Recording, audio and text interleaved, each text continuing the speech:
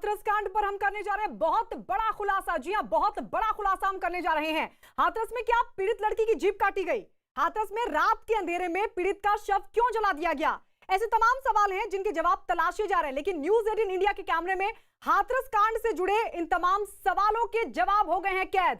हाथरस के स्थानीय खुफिया तंत्र के इंस्पेक्टर से भी हमने संपर्क किया।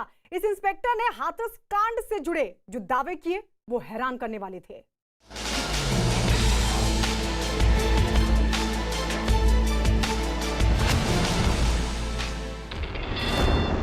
हाथरस कांड के सच पर दावों और अफवाहों की धूल हटाने के लिए हमारी टीम ने हाथरस की स्थानीय LIU यानी लोकल इंटेलिजेंस यूनिट के इंस्पेक्टर से मुलाकात की। इनका नाम है विवेक वार्ष्णेय। हाथरस कांड की जमीनी हकीकत, इस मामले में पर्दे के पीछे रची जा रही साजिश और बंद कमरे में इस कांड पर अपनी रोटी सेकने वाले की हर खबर की रिपोर्ट इन्हीं से होकर पुलिस महकमे के आला अफसरों तक पहुंची है। इसलिए हमने इनसे बिना लाग लपेट के इस मुद्दे के सबसे विवादित पहलू पर अपना पहला सवाल किया। तो आपने डेड बॉडी लड़की की जला दी आधी रात, मसला तो वहीं से शुरू हुआ कि क्यों जलाई? ये ऐसा नहीं है, मसला तो बहुत पहले से शुरू हो गया है। राष्ट्रीय स्तर का इस घटना के बाद हो गया है। हाथरस कांड में सबसे ज्यादा सवाल पीड़ित के शव को रात में जलाए जाने को लेकर ही उठाए जा रहे हैं। इसलिए हमने ये पूछ ही लिया कि क्या शव को रात में जलाया जाना प्रशासनिक लापरवाही थी, लेकिन उनकी दलील कुछ और ही थी। ये तो प्रशासनिक है मामला, प्रशासनिक है, लेकिन आप लोगों को भी इंटरनल रिपोर्ट मिलती रहती होगी किस वजह से उन्होंने इस हड़बड़ी में ये सब काम किया। नहीं, ये वो हमारा अपना अलग वैसा विषय है। अच्छा। इससे हाँ इसका कोई वो तो ये लॉ एंड ऑर्डर की सिचुएशन खराब हो जाती है। तो सबको मालूम है भाई साहब, आज की परिस्थिति दूसरी है, उस टाइम परिस्थिति दूसरी थी। अगर ये बॉडी नहीं जलाई अंतिम संस्कार, मैं तो ये नहीं कह रहा हूँ कि हालांकि ना तो हम इनसे कहते हैं कि आप रात में जलाइए या दिन में जलाइए, ये तो उनके प्रशासनिक निर्णय होते हैं।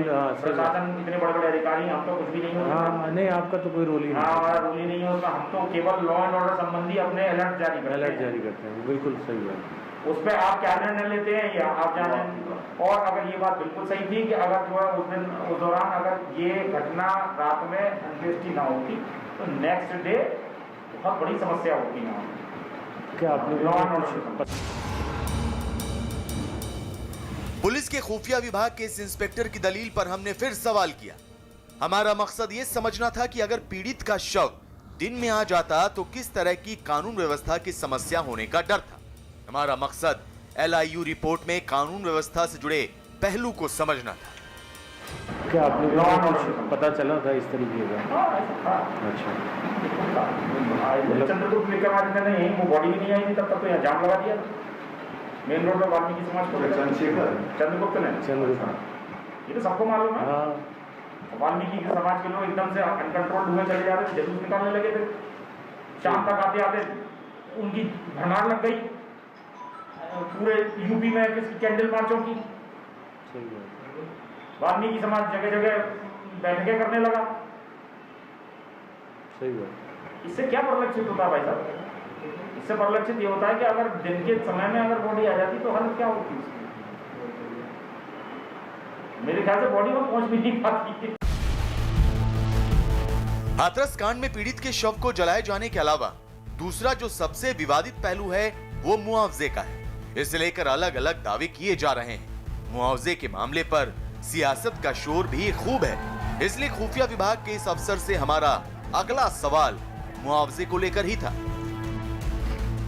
मुआवजे की हाँ तो नहीं साहब, मुआवजे का तो सारा ही खेल है। मुआवजे का तो सर जी सारा ही खेल है। शुरुआत कितने हुए थी सर मुआवजे की? इसकी ऐलान जो हुआ था शुरुआत में नहीं, वो ऐसा होता है जो घटना का क्रम होता है ना, जैसे घटना में बलात्कार की धारा के हिसाब से अलग होता है, 302 के हिसाब से अलग होता है। पुलिस के खुफिया विभाग के अधिकारी का ये कहना कि इस कांड में मुआवजे का खेल है, इस मामले में राजनीति का भी तड़का लगने का अंदेशा बढ़ जाता है। इसलिए हमने ये जानना चाहा कि इस मामले ने तूल कैसे पकड़ा और इसमें सियासत की एंट्री आखिर कैसे हुई। ये जो धीरे धीरे से स्टार्टिंग के 4-5 दिन तो किसी ने सोचा भी नहीं था कि ऐसा कुछ होने वाला है। 5 दिन तक तो कुछ हुआ ही नहीं। पहला प्रोग्राम हुआ 18 तारीख का। ये भीम आर्मी वाले 4-5 लोग रात में उसके गांव गए हैं, शाम के टाइम पे 5 बजे करीब, और शाम को जाके उन्होंने एप्लीकेशन दी है, गिरफ्तारी की मांग करी है केवल। पहली जो डिमांड हुई है वो गिरफ्तारी की, नथिंग एल्स। ये किस तारीख को? 18 तारीख। वहां से ये पहली एक्टिविटी है इसकी। मैं आपको गारंटेड बता रहा हूँ, इससे पहले कुछ नहीं हुआ। 14 से 18 तक। LIU इंस्पेक्टर का दावा है कि भीम आर्मी के लोगों ने इस मामले को सियासी रंग देना शुरू किया। अब हमने भीम आर्मी के रोल को विस्तार से समझना चाहा, इसलिए हमने ये भी पूछा कि पीड़ित परिवार के अलग अलग बयान क्यों सामने आ रहे हैं। बार-बार जो लड़की बयान बदल रही थी, ये वैसा ये बयान देखिए स्टार्टिंग में, जहाँ तक मुझे समझ में आ रहा है, भीम आर्मी वालों ने उसको टेक ओवर कर दिया और फिर उसको किसी को कवर करने नहीं दिया, उसके फैमिली मेम्बर्स। वो केवल उन्हीं की बात मान रहे थे। शायद या तो उन्होंने, हो सकता है किसी कार्यकर्ता ने चंद्रशेखर जी से बात करा दी हो, डायरेक्ट करा दी, क्योंकि वो स्टार्टिंग में जो लाभ गेन करा उन्होंने, वो भीम आर्मी की वजह से गेन किया जो भी किया। बाद में कांग्रेस भी इन्वॉल्व हो गई, लेकिन पहले जो गेन किया है वो भीम आर्मी की वजह से गेन किया है। LIU इंस्पेक्टर का दावा है कि इस मामले में एक एक कर राजनीतिक दल शामिल होते गए और ये कांड तूल पकड़ता चला गया। इसलिए हमने ये सवाल किया कि क्या पुलिस के खुफिया तंत्र को इस बात की खबर थी कि हाथरस कांड पर वोट की चोट हो रही है। LIU की इंटरनल रिपोर्ट क्या कहती है? क्या उसको क्या फील हुआ इसमें कि ये चीज़ हो सकती है? नहीं, ये राजनीतिक लाभ लेने के लिए प्रशासन को 110% ये राजनीतिक लाभ लेने के लिए बढ़ाया गया। इसको पीछे से कुछ किया। अच्छा, उसमें मीडिया का अपना रोल है, बाकी राजनीतिक पार्टियों का अपना रोल है। यहाँ ये लोग कांग्रेस वाले बहुत दिनों से, मुझे आइडिया लग रहा है, बहुत दिनों से कोई मौका ऐसा तलाश रहे थे। वो चांस की बात है हमारे जनपद में लग गया। विवेक के दावों के मुताबिक हाथरस में राजनीतिक साजिश पहले से रची जा रही थी और इस वारदात को साजिश करने वालों ने एक मौके की तरह बुनाया। अब सवाल यह था कि साजिश की परतें कितनी गहरी हैं और इसके तार किस तरह एक दूसरे से जुड़े हुए हैं। हमारे इस सवाल ने इंस्पेक्टर साहब को थोड़ा चौंकाया भी, लेकिन उन्होंने जवाब खुल कर दिया। और ये है पूरा राजनीतिक लाभ लेने के लिए। और मुझे तो अब एक चीज पूरे प्रकरण को मैंने काफी क्लोज देखा, तो मुझे तो साफ दिख रहा है कि भीम आर्मी बी टीम है कांग्रेस की, उन्हीं के हिसाब से चल रही है। कह रहे हैं भीम आर्मी अलग है, लेकिन मुझे तो लग रहा है उन्हीं की टीम है। दोनों कंबाइंड होकर काम कर रहा है। इतनी लंबी बातचीत के बाद खुफिया विभाग के इंस्पेक्टर साहब अब हमसे थोड़ा खुल गए। हमने इस कांड से जुड़ी अफवाहों और दावों से जुड़े कई सवाल किए। इस दौरान विवेक ने इस घटना को लेकर एक ऐसा दावा भी कर दिया जिससे पूरी कहानी में एक नया मोड़ आ जाता है। ऑनर किलिंग भी हो सकती है। ऑनर के बारे में वैसा कि ये हो सकता है कि साहब उस दिन जो मारपीट हुई है वो लड़की के भाई ने पीट पाट दिया। इस गाँव में बहुत जबरदस्त चर्चा है। लड़की को जो पीटा, लड़की के भाई ने, दोनों थे लड़का लड़की, पकड़ गए थे। लड़का तो कम पिटा, वो पिट भाग गया, लड़की हाथ में आ गई पीट। ये भी बहुत जबरदस्त चर्चा है। मिल गई लड़का लड़की, फिर FIR करा दी। फिर लड़के हाँ, लड़की स्थिति में थे। तो भाई ने देख लिया। साथ से चलता था।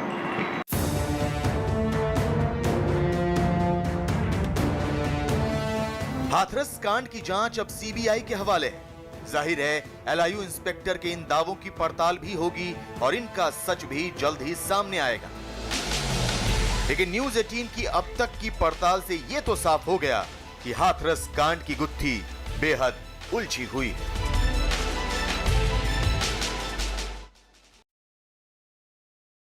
तो हाथरस की घटना पर बहुत बड़ी गवाही LIU इंस्पेक्टर की। हमारे सहयोगी दीपक बिष्ट इस वक्त हमारे साथ दिल्ली से जुड़े हुए हैं।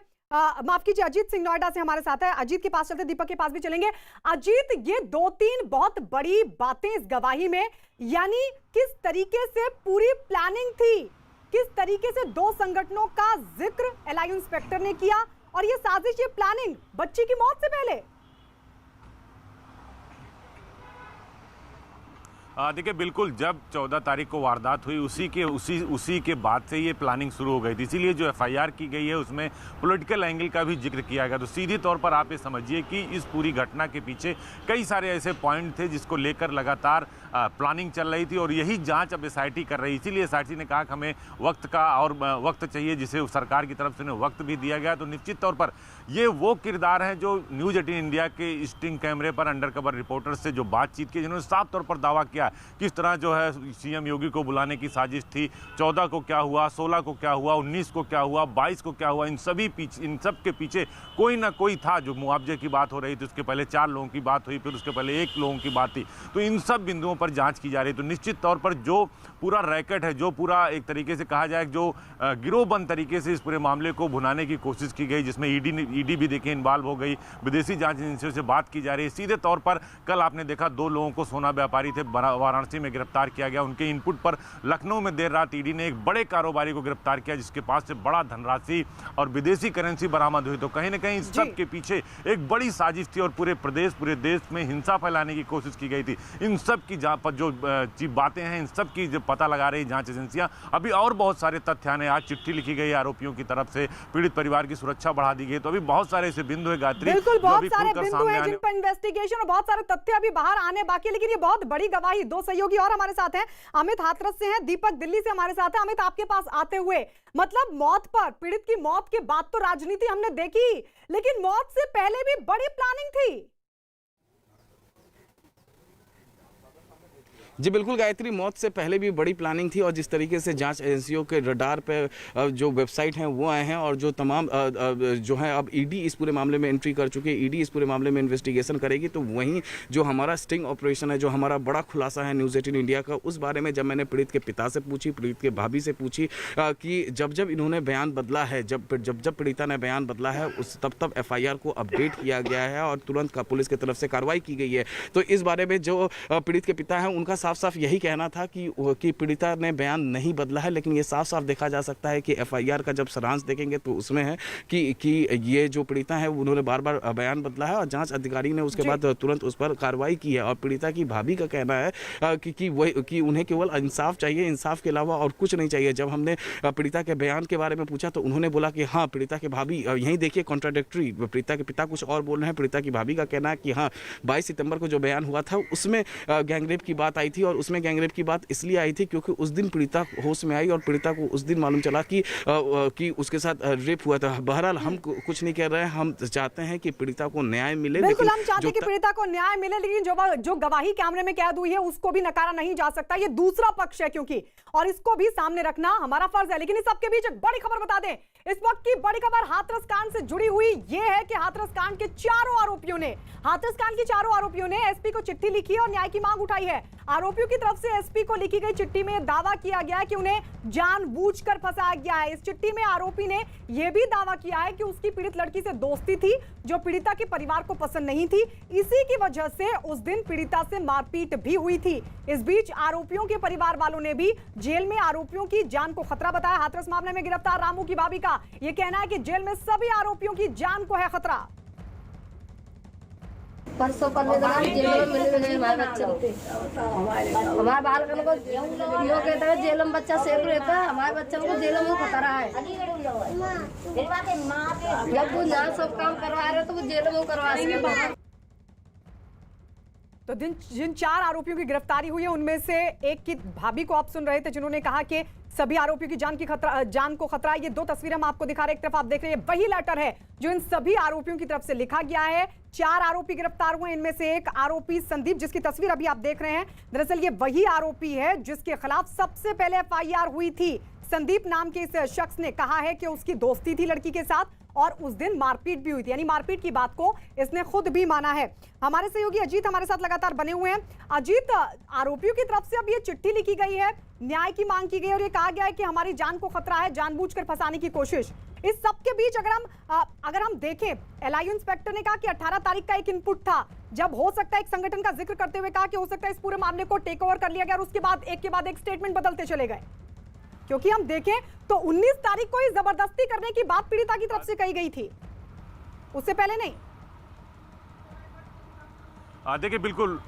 देखिए बिल्कुल गायत्री, ठीक बात कही आपने कि 19 तारीख को सब पहली बार ये कहा गया कि छेड़खानी हुआ और 22 को गैंग रेप की बात की गई। लेकिन जो बात आपने कही, जो चिट्ठी लिखी है चारों आरोपियों ने पुलिस अधीक्षक को और ये कहा कि हमारे पीड़ित परिवार से संबंध थे और हमारी उससे दोस्ती थी और लगातार बातचीत हो रही है, और इस बात का सबूत एसआईटी के पास भी है। जो कॉल डिटेल्स है संदीप, यानी एक आरोपी संदीप है और दूसरा संदीप है पीड़िता का भाई, दोनों के बीच 104 बार बात हुई है। सीडीआर कॉल डिटेल्स इस बात को बताती हैं, इस बात की सबूत हैं कि दोनों परिवारों के बीच रिश्ते कैसे थे। और जो चिट्ठी लिखी गई है पुलिस अधीक्षक को, उसकी जो प्रतिलिपि भेजी गई है ऊपर शासन के अधिकारियों को, उसमें साफ तौर पर इस बात का जिक्र है कि जो पीड़िता और जो आरोपी हैं दोनों के बीच जो दोस्ती थी वो उनके परिवार को नहीं पसंद थी, जिसके चलते मारपीट की जाती थी। और ये घटना जो है वो गैंगरेप की नहीं, सिर्फ मारपीट की है। चिट्ठी में इस बात का भी जिक्र किया गया। तो निश्चित तौर पर जो विवेक कह रहे हैं, एलाउ इंस्पेक्टर, उनकी बात और जो चिट्ठी की बात है, जो एसआईटी की जांच है और जो हमारा स्टिंग ऑपरेशन है, ये चारों बातें मेल खाती नजर आ रही हैं। यही वजह है कि एसआईटी ने अपनी जांच का दायरा बढ़ाया। कई सारे इनपुट है। मथुरा में 4 की गिरफ्तारी हुई, बनारस में 2 की हुई, देर रात लखनऊ में एक बड़ी गिरफ्तारी हुई जिसके पास से कहा जा रहा अभी सूत्रों के मुताबिक कि 1 करोड़ रुपए कैश बरामद हुआ है। उस व्यापारी के पास से विदेशी करेंसी बरामद हुई। यानी जांच एजेंसियां जो जांच कर रही थी, जिस सिरे को पकड़कर जांच कर रही थी, वो सच साबित होता नजर आ रहा है। लिहाजा सरकार भी इस बात को अभी भी अब सभी को सच का इंतजार है, लेकिन जो तथ्य लगातार हमारे सामने आ रहे हैं वो भी हम दर्शकों के सामने रख रहे हैं। इस सबके बीच आपको बता दें, हाथरस केस से जुड़ा हर अपडेट, हर खबर देखिए news18india.com पर। और साथ ही आपको ये भी बता दें कि ऑपरेशन हाथरस में कैमरे पर सबसे अहम गवाही उस अधिकारी की है जिसके पास सबसे पहले शिकायत पहुंची थी। हाथरस कांड के एक एक पहलू पर उस इंस्पेक्टर ने सनसनीखेज बातें कबूली। ये रिपोर्ट देखिए।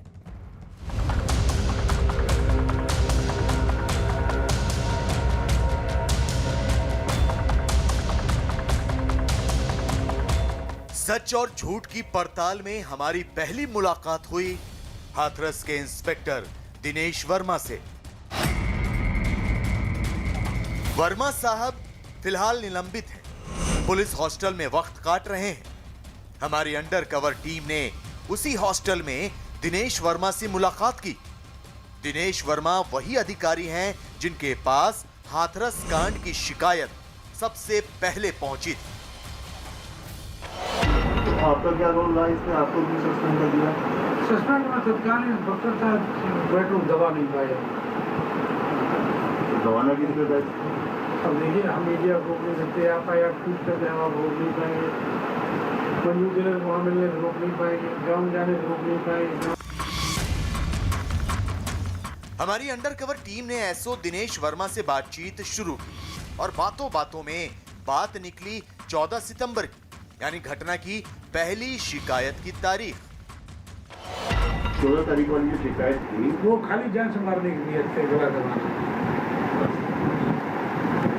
और एक ही संदीप एसओ दिनेश वर्मा के मुताबिक घटना की पहली शिकायत सिर्फ इतनी थी कि संदीप ने जान से मारने की नीयत से पीड़िता का गला दबाया है। दिनेश ने बताया कि 14 तारीख को सिर्फ पीड़िता ही नहीं बल्कि उसकी मां और भाई भी पुलिस से यही शिकायत कर रहे थे। पहले तो ये जो लड़की का बयान वायरल हो रहा है, हमने सब जगह देखा, मोबाइलों पे भी आ रहा था। उसकी तो शुरुआत में वो एक लड़के का नाम ले लिया, संदीप का ही नाम ले रही, उसकी माँ भी यही कह रही है संदीप ही था, संदीप ही था, संदीप ने किया, संदीप भी मार गया। माँ ने भी यही कहा, भाई ने भी यही किया। सब सारे जो है पॉलिटिक्स हो गई। तो ये 4 कहाँ से आ गए? 4 तो पॉलिटिक्स आ गई, उसने बयान दे दिया, लेकिन समझा दिया, कहने पूरा तो 25-30 लाख रुपये मिल जाएगा। इस बातचीत में एसओ दिनेश वर्मा का ये बहुत बड़ा बयान था। वो कह रहे थे कि शुरुआती शिकायत सिर्फ संदीप के खिलाफ थी, लेकिन अचानक कोई राजनीति हुई, परिवार को मुआवजे का लालच दिखाया गया और एक के बजाय 4 लोगों को आरोपी बना दिया गया।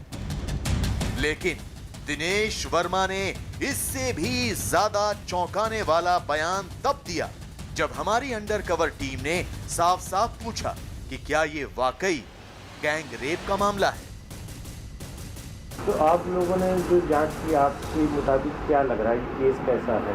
मुझे तो गैंगरेप फाल्स है और लग नहीं रहा रियल है फाल्स। अच्छा, रियलिटी है तो वो 3-7 की हरकत, इसके अलावा और कुछ है नहीं। मतलब जो प्रथम FIR हुई है ST/SC और 3-7 SC/ST अच्छा SC/ST एक्ट का मुकदमा है और 3-7 इसके अलावा तो कुछ है।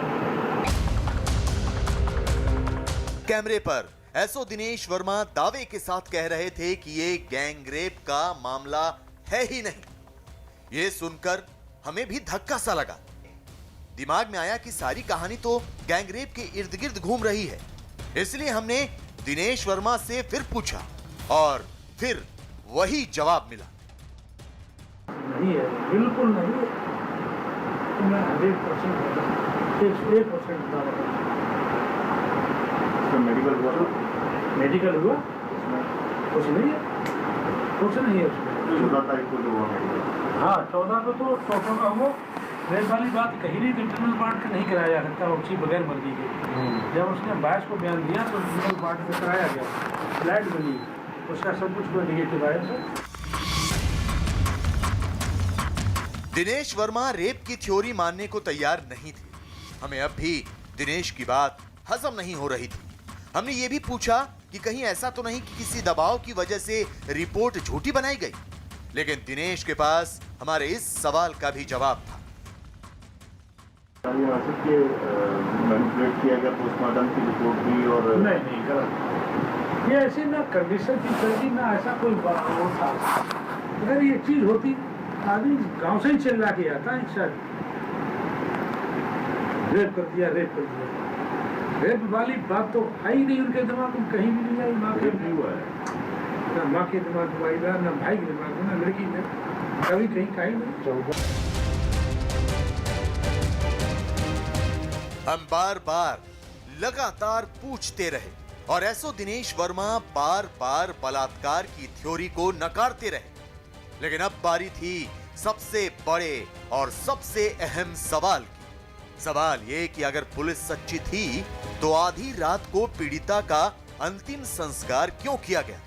मगर जवाब में दिनेश ने जो बताया वो सुनकर होश उड़ गए। रात को ऐसी भी आफत पड़ गई थी, रात को ही रात वाला मैटर तो मैं चला आया, वो हम नहीं उसके बारे में बता सकते।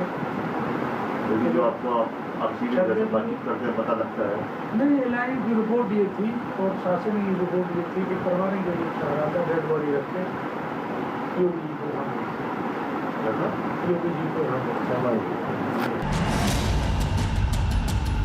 एसओ दिनेश वर्मा ने कैमरे पर जो बताया वो वाकई हैरान करने वाला था।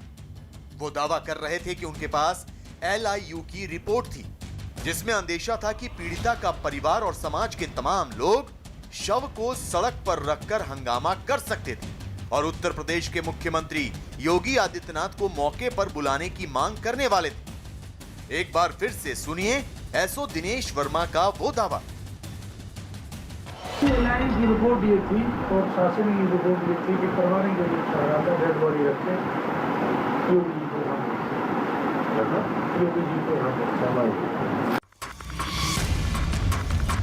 दिनेश वर्मा का पक्ष माने तो उस रात हाथरस के गांव में बड़ा हंगामा हो सकता था। पीड़िता के शव के साथ चक्का जाम करने की योजना थी, मुख्यमंत्री को बुलाने की मांग थी, मामला बिगड़ न जाए, हिंसा भड़क न उठे, इसीलिए प्रशासन को मजबूरी में अंतिम संस्कार का फैसला करना पड़ा।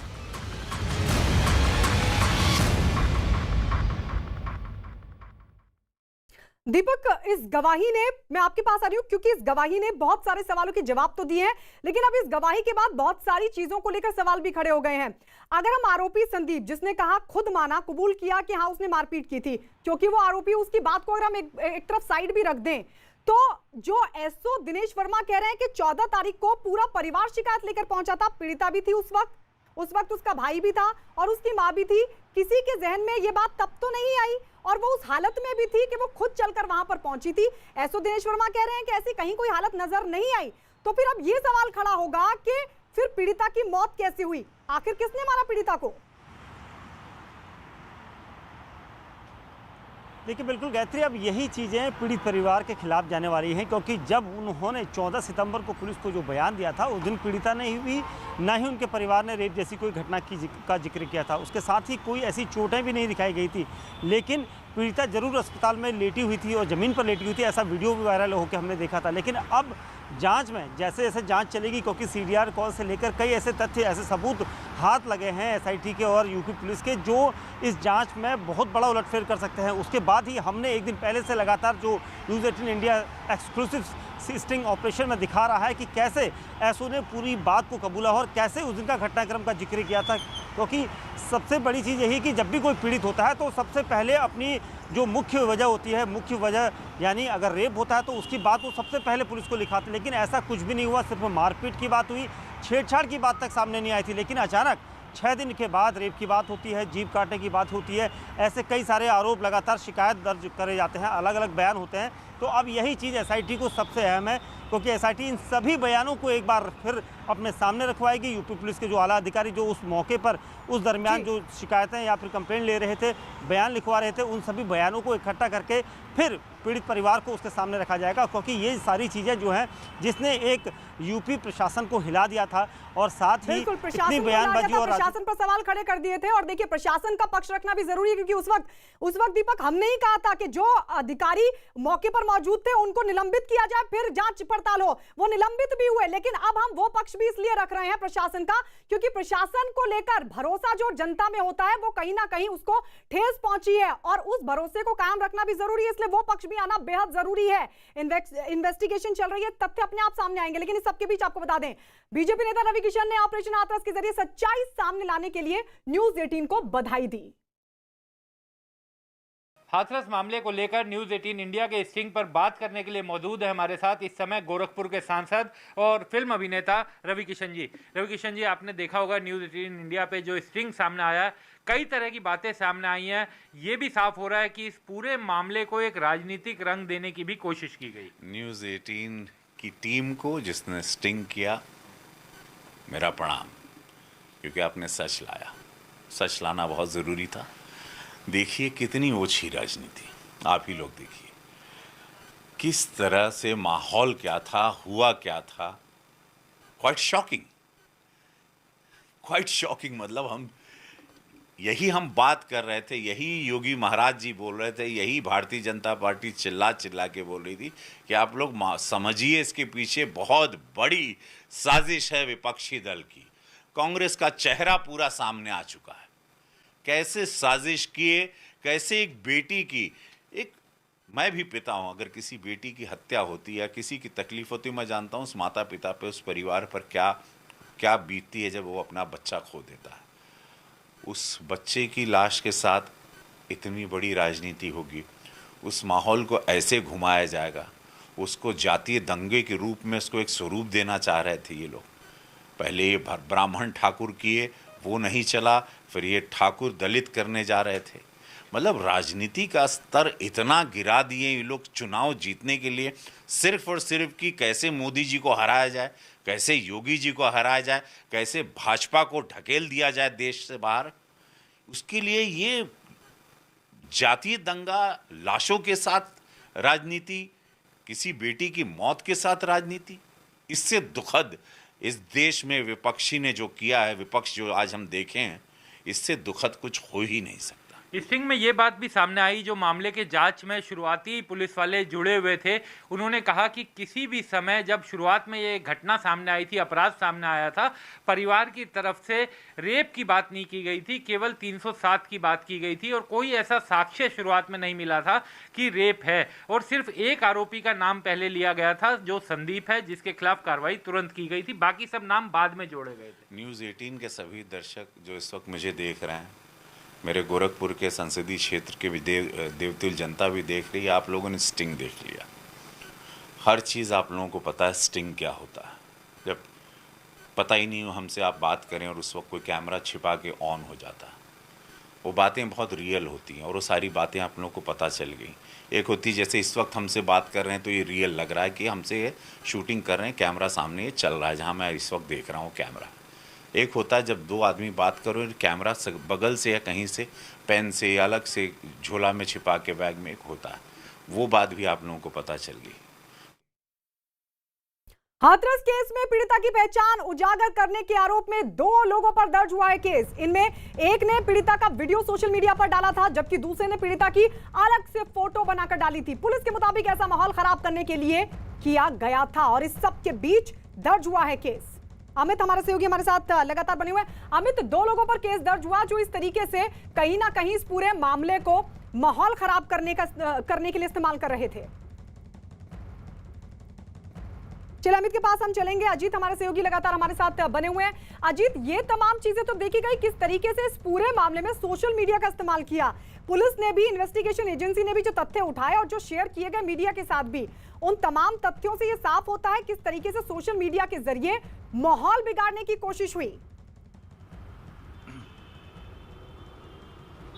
देखिए, बिल्कुल गायत्री, सोशल मीडिया का इस्तेमाल बहुत अच्छी तरीके से किया गया। रातों रात हाथरस जो जस्टिस फॉर हाथरस का वेबसाइट बना लिया गया, विदेशी चंदा इकट्ठा शुरू कर दिया गया। उसमें यह भी बता दिया गया कि आपको हिंसा कैसे फैलानी है, जाति हिंसा कैसे फैलानी है और अपनी पहचान को कैसे छुपानी है। तो बहुत बड़ी एक प्लानिंग थी, इंटरनेशनल साजिश का पर्दाफाश ईडी कर रही। जिस तरह अब आज देर रात लखनऊ से एक गिरफ्तारी हुई है जिसके पास बहुत सारे ऐसे तथ्य सबूत मिले हैं जो इस बात की तरफ इशारा करते हैं कि जांच एजेंसियां जो जांच कर रही थी वो बिल्कुल सटीक कर रही थी और एसआईटी की टीम जो हाथरस में डेरा डाली हुई है, जो उनकी जांच चल रही है, वो भी उसी तरफ इशारा कर रही है। तो सोशल मीडिया का इस्तेमाल करके ही ये लोग बड़ी साजिश करना चाहते थे। दिल्ली, लखनऊ, आगरा, अलीगढ़, बनारस, कई सारे ऐसे शहर थे जहां ये हिंसा फैलाना चाहते थे और देश प्रदेश का माहौल बिगाड़ना चाहते थे। इसीलिए कई सारी जांच एजेंसियां जांच कर रही है। ईडी अलग से कार्रवाई कर रही है, विदेशी जांच एजेंसियों से बात की जा रही है, एसआईटी अलग से कार्रवाई कर रही है, सीबीआई जांच की सिफारिश अलग से हो गई। जैसे टेक ओवर होगा एफआईआर, यूपी सरकार उन्हें सौंप देगी। मथुरा में जो 4 लोगों की अरेस्टिंग हुई जिन्हें 14 दिन की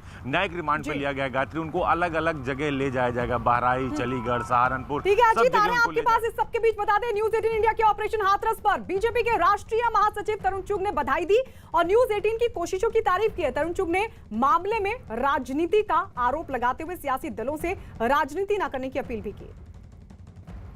जब न्यूज़ 18 इंडिया के ऑपरेशन के बाद ये सच्चाई सामने आई है, बीजेपी कैसे इस पूरे प्रकरण को, मुद्दे को आगे ले जाएगी? हम प्रकरण को आगे नहीं ले जाना चाहते, हम इस पर राजनीति करना ही नहीं चाहते। हम इंसाफ दिलाना चाहते हैं, दोषियों को कड़ी सजा दिलाना चाहते हैं। बेटी बेटी है और बेटी को न्याय दिलाना भारतीय जनता पार्टी की सरकार की प्रथम प्राथमिकता है और उसको इंसाफ दिलाया जाएगा, दोषियों को कठोर सजा मिलेगी। आप स्टिंग लाए हैं, स्टिंग किया है, उससे भी जो सच्चाई बाहर आएगी। कोई भी दोषी हो, उत्तर प्रदेश की बेटी, योगी जी के परिवार की बेटी है, हमारी भारतीय जनता पार्टी की बेटी है, उस बेटी की राजनीति मत करिए। हाथरस कांड में विदेश से फंडिंग के मामले में जुड़ी इस वक्त की बड़ी खबर आपको बता दें, लखनऊ में डीआरआई यानी कि डायरेक्टरेट ऑफ रेवेन्यू इंटेलिजेंस ने देर रात एक हवाला कारोबारी को किया गिरफ्तार। आरोपी के पास से 1 करोड़ रुपए नकद और लाखों की विदेशी नकदी भी बरामद हुई है। यह गिरफ्तारी लखनऊ के खुर्रम नगर इलाके से हुई है। बताया जा रहा है कि म्यांमार से सोना तस्करी के मामले में वाराणसी से 2 लोगों को पकड़ा गया था। पकड़े गए दोनों लोगों से हवाला कारोबारी की जानकारी मिली थी। हाथरस कांड में मलेशिया से फंडिंग के मामले की जांच करे ईडी ने अब इस मामले के तार भी खंगालने शुरू कर दिए हैं। तो ये बहुत बड़ा खुलासा। दीपक बिष्ट हमारे सहयोगी लगातार हमारे साथ बने हुए हैं। दीपक, ये बहुत बड़ा खुलासा।